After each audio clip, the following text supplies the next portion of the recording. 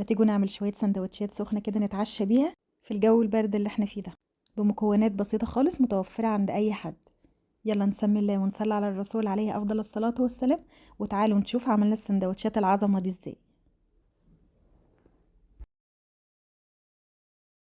أول حاجة هحتاجها هو الدقيق، وده كان كيلو دقيق، ممكن تستخدموا نص بس براحتكم.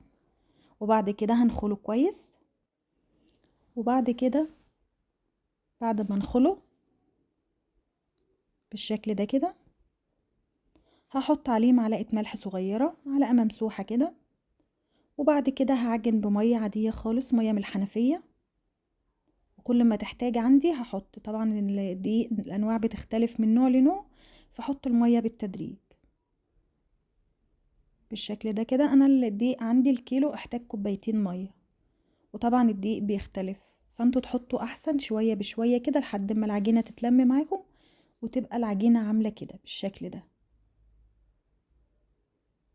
تبقى عجينة جميلة كده وطرية.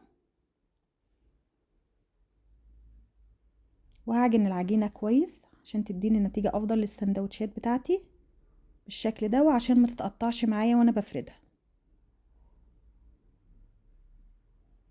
هسيبها بقى ترتاح شوية. وبعد كده بقى لميت الحاجات اللي عندي في التلاجة، شوية جبنة رومي، على شوية جبنة موتزاريلا، على قرن فلفل كده قطعته، وكم واحدة سوسيس كده قطعتهم. وبرضو حطيت زيتون، شوية زيتون كده، وممكن فلفل، ممكن خيار، مخلل، اي حاجة متوفرة عندكم. وشوية بسطرمة كده مقطعاهم، وهنعمل سندوتشات حلوة قوي. وعما جهزت الحاجات دي كانت العجينة ارتاحت معايا.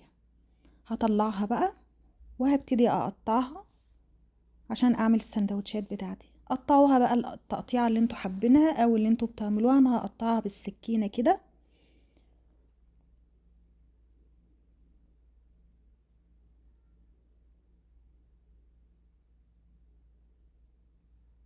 وبعد كده هعملها كور صغيرة كده، طبعا على قد حجم السندوتش اللي انتوا حابين تعملوه. لو حابين تعملوه كبير هتكبروها شوية، حابينه صغير هتصغروه براحتكم. هعمله كور كده، والحجم ده كان كويس عشان اعرف افرد السندوتش كويس ويبقى مورق معايا كده وما يبقاش تخين يعني بالشكل ده كده. وهكمل كل الكمية بنفس الشكل.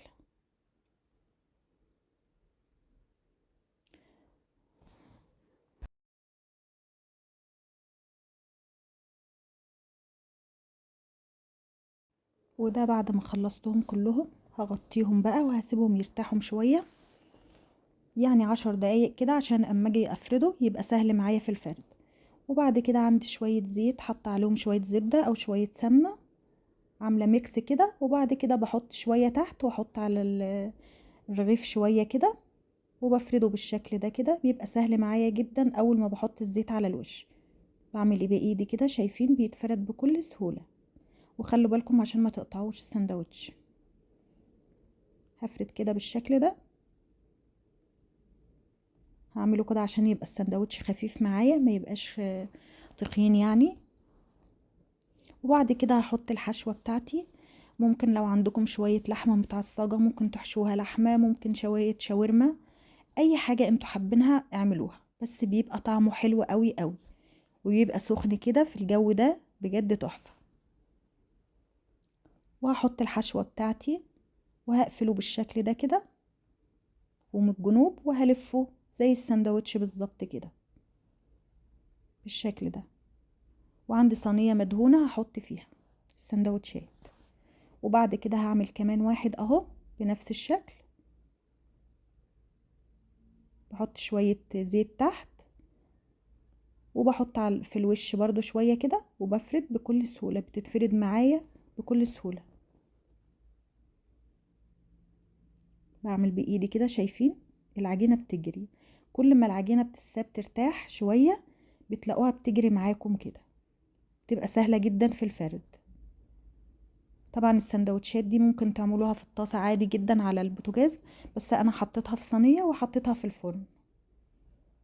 شايفين ما شاء الله تتفرد معايا بكل سهولة. وبعد كده هحط الحشوة بتاعتي، وهكمل كل السندوتشات بنفس الشكل كده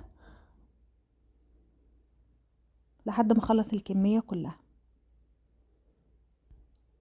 وطبعا زي ما قلت لكم انتوا ممكن تحطوا الحشوة اللي انتوا عايزينها. وبعد كده هقفل السندوتش وهلفه بالشكل ده كده، سهل جدا مفيهوش اي حاجة. وكيلو الدقيق عمل لي 15 سندوتش بالحجم اللي انتوا شفتوه ده، بالحجم ده كده عمل لي 15 سندوتش، ما شاء الله كمية كبيرة وحلوة. طبعا انتوا لو حابين تعملوا نص بس براحتكم. وهكمل كل كمية السندوتشات بنفس الشكل كده، وبحط في الصينية وبرصهم كده جنب بعض، بس بسيب مسافة ما بينهم عشان السندوتش ما يبقاش ملزق في التاني. كل ما العجينة بترتاح معايا وقت أطول بتديني نتيجة أفضل. شايفين ما شاء الله العجينة بتتفرد بكل سهولة.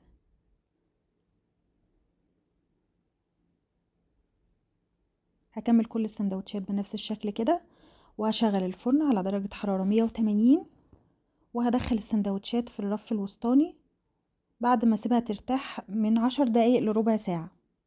بعد ما اخلص كل السندوتشات هسيبها ترتاح شوية، وبعد كده هدهن وش السندوتشات كده بعد ما ارتاحت، وهدخلها الفرن على الرف الوسطاني. وزي ما قلت لكم انتوا ممكن تعملوها في الطاسة عادي جدا، هتحطوها وتقلبوها وهتطلع معاكم السندوتشات جميلة جدا ما شاء الله تحفة. هدهن وشها كده حتة زبدة عشان يديها لمعة وطعم حلو، وبألف هنا هتاكلوا سندوتشات جميلة جدا جدا تحفة. وبعد كده قدموا السندوتشات بالطريقة اللي انتوا بتحبوها. انا كنت مستعجلة، كنا بالليل، فانا قدمتها كده. وبعد كده هقطعها، عايزين تقطعوها حتت كده زي الفطير براحتكم. شايفين ما شاء الله تحفة ومورق وجميل جدا. عايزة اقول لكم ان السندوتشات دي طعمها زي الفطير الشرقي بالظبط. شايفين السندوتش عامل ازاي؟ ما شاء الله مورق وجميل بجد، كان خطير وبالدف دفا يا جماعة تحفة.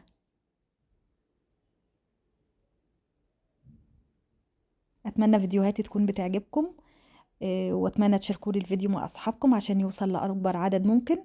واستنوني ان شاء الله في فيديو جديد. اشوفكم على خير، واللي مش متابعني يا ريت يتابعني، وما تنسوش تفعلوا زر الجرس عشان يوصل لكم كل جديد. اشوفكم على خير في فيديو جديد باذن الله.